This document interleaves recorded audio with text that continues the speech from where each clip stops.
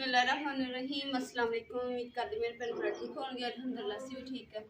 अल्लाह पाक तुहानूं खुश रखे आबाद रखे जी। अज दे ब्लॉग करते हैं शुरू। तो अज यकीन करो इन्नी गर्मी है कि बर्दाश्त नहीं होंदी, पर कबूतरां नूं बेचारे को नहीं बर्दाश्त होंदी, इन्नी गर्मी पै रही है। हजे इस तो भी ज़्यादा होएगी तो फिर ही बनूगा।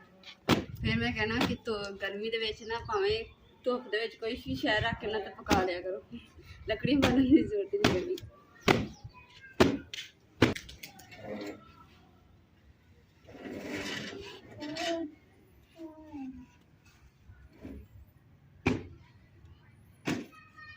कबूतरां नूं ना इन्नी प्यास लगी हुई है कि पानी जिहड़ा जिन्ना हैगा सी उन्होंने पी लिया वा। तो हुण उहदे विच ना देखदे कि पानी होवे ते असीं पीए। तो उपर चढ़ के बैठी मैं हुण ठंडा पानी जिहड़ा ना मोटी चला के ठंडा पानी कढ के पानी ताकि रज के पानी पी लैं।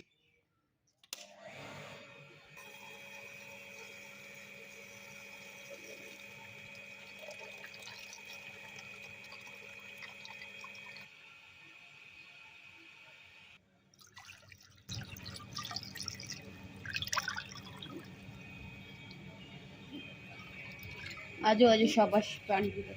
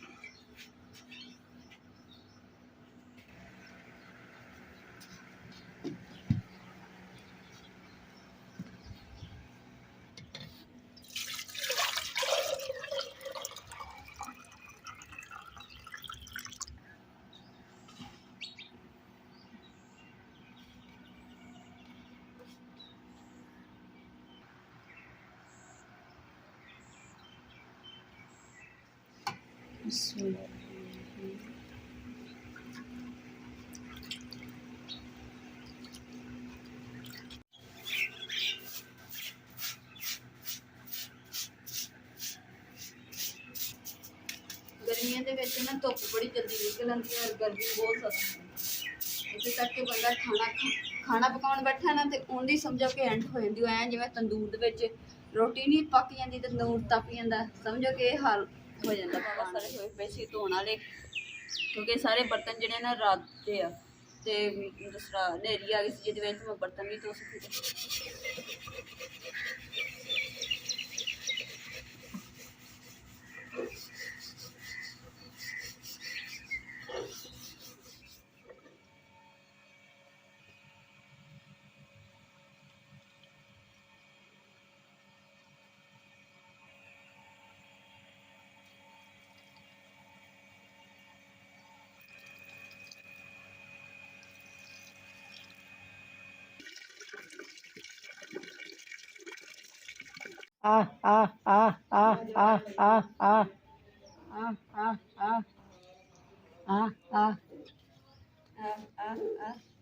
अमन जी ने कबूतरा आवाज दे रहे कि पानी भी भर दिता क्यारी दे विच, नहा भी लैणगियां और पानी भी पी लैणगियां।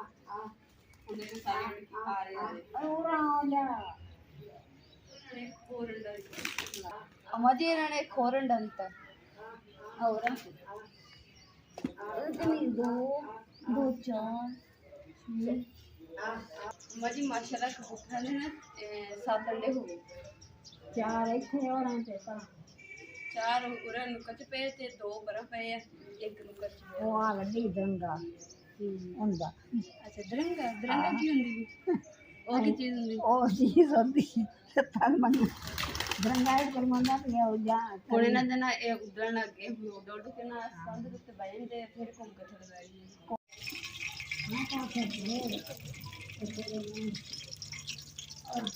पिछली बारी नहीं बनाने की फरमाइश के ना मैं टिंडे बनाए थे तो माशाल्लाह बहुत मज़ेदार बनी। तो अम्मा जी ने भी बहुत पसंद आए। तो अम्मा जी ने कहा कि अज भी जो पूछे कि अम्मा जी केड़ी सब्जी बनानी, अम्मा जी कहते टिंडे बनाओ जिद्दां अगे भर के बनाए थे मसाले वाले। अज भी मैं उदा ही बनाने लगी हूँ टिंडे जो फ्राई करने लगी हूँ। बाकी मसाला जो हरे अभी मैं से कुट कुट के काट वगैरह हर चीज़ रख लिया, खुश्क मसाले भी रख ले और प्याज भी कटे पे ऊपर टिंडे रखे हैं।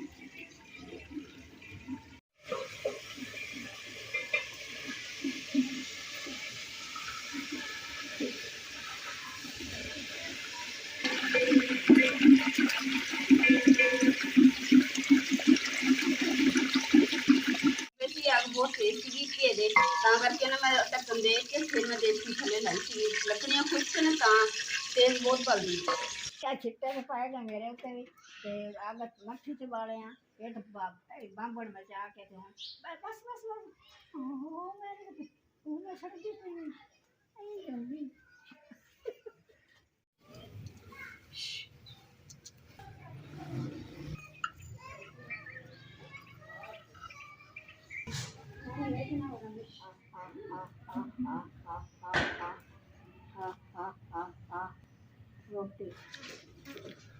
गर्मी इन्नी ज़्यादा कि चूल्हे को सेक को बैठ के दिल घबराने लग गया। तो अम्मा जी ने तो लस्सी पी ली तो मैं क्या चलो मैं भी इतने कोल बैठ के तो लस्सी पी ला तो फिर बाकी जी ना हांडी तो समझो कि अल्हम्दुलिल्लाह मेरी तैयारी आगे लास्ट दे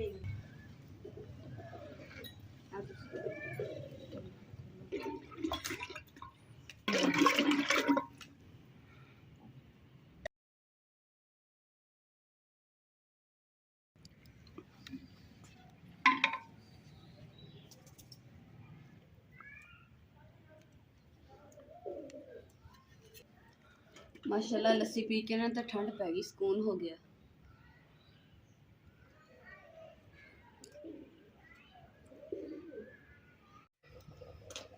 माशाल्लाह जी अल्हम्दुलिल्लाह सारी चीज़ें जी मैं मसाला भी भुन लिया सी और टिंडे भी फ्राई कर ले सी।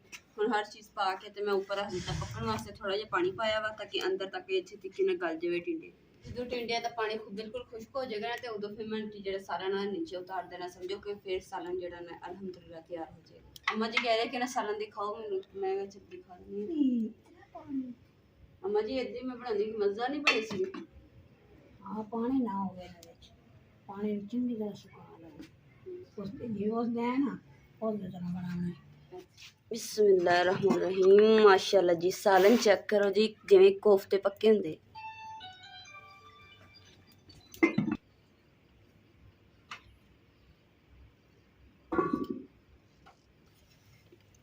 बिस्मिल्लाहिर्रहमानिर्रहीम।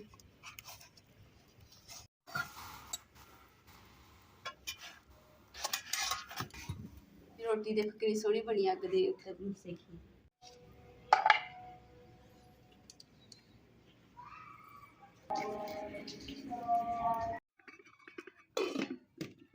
बिस्मिल्लाहिर्रहमानिर्रहीम।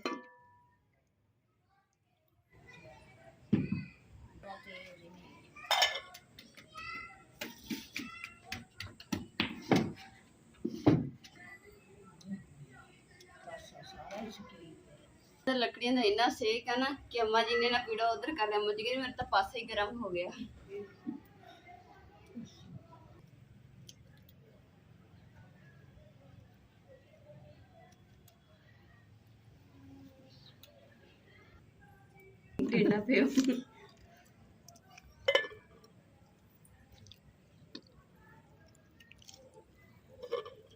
अम्मा जी टिंडा खा के देखो देखी कि जूसी बनया मन मजा आऊगा। मुर्गी के नाल टिंडा भी चुकन तुसी रोटी दी किदा करती।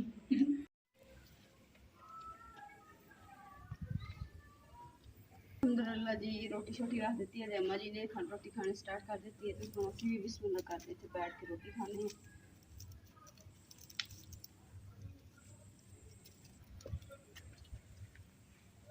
और माशाल्लाह जी तुसीं सालन चेक करो तो देख दसना जरूर कि मैं सालन किदां दा बनाया वा और इंशाल्लाह जिद्दां मैं बनाया ना इस तरीके नाल तुसीं घर बना के देखना। ना मज़ा आया तो तुसीं ਹੀ ਡੇ ਸੀ ਅਸੀਂ ਕਿ ਨਾਲ ਹੀ ਨਾ ਦੂਸਰਾ ਹਨੇਰੀ ਇੱਕਦਮ ਸ਼ੁਰੂ ਹੋਈ ਜਾਂ ਸਪਰੇ ਵੀ ਸਾਡੇ ਦੇ ਖੋਲ ਹੋਏ ਤੇ ਪੁਰਾਣਾ ਕਿਤੇ ਕਹਿੰਦੇ ਨੇ ਰੈਡੀ ਕੀ ਹਵਾ ਦੇ ਨਾਲ ਨਾਲੇ ਹਲੇ ਤੱਕ ਇਹਨੂੰ ਦਰਵਾਜ਼ਾ ਵੀ ਨਹੀਂ ਬੰਦ ਕੀਤਾ